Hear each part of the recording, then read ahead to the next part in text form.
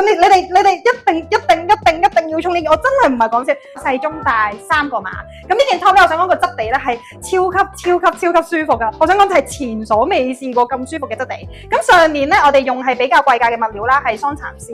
咁但係今年咧個質地上咧都係貴價物料，係用萊賽爾。萊賽爾係我最中意嘅成分嚟嘅，因為咧佢嘅通爽度好好啦。第二咧佢嗰個透氣度再加佢嘅舒適感係非常之好，你唔會覺得有任何好似貼肉啊、吉肉啊，佢唔會有呢種感覺嘅。所以咧我想講近期咧非常之流行嘅布料嚟嘅，咁我覺得你哋好值得一試啦。咁我同阿 Yan 咧而家咧着緊咧都係細碼 size 嚟嘅，細碼尺寸。咁阿 Yan 咧着淺黃啦，我着咧係灰綠色，係啦，灰地綠地嘅，佢唔係純灰啊，灰綠色嘅顏色嚟嘅。咁嗱，我另外仲有黑色同白色，咁我近望細節俾你睇下個質地啦。哇，真係超好，佢仲要咧唔使燙啊，成件彈力咧超大，係啦，好大。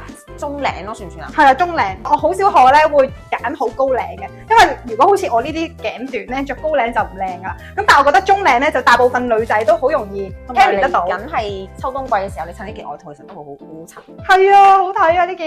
佢好嘅質地係咩？因為佢個質地係好透氣，非常之好啦。所以咧，就算佢半高領咧，如果嚟緊我哋秋天得翻20零度嘅話，着呢啲係完全冇問題嘅。最多凍嗰陣時，你哋帶定件外套去襯搭佢就非常之好。同埋我想講咧，佢個手袖係唔箍袖嘅，你會見好大鬆動嘅。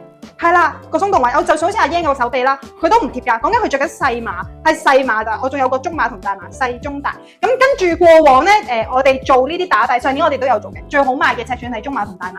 咁所以基本上如果你哋買嘅話咧，我會建議你哋跟膊頭買就 OK 啦，跟膊。咁我同阿 Yan 係37cm 緊細碼。咁如果你係39、40咧就着中碼啦。咁如果你41、42個膊頭比較橫咧，咁就會揀大碼啦。咁 total 3個 size， 細中大。你哋收到都好靚。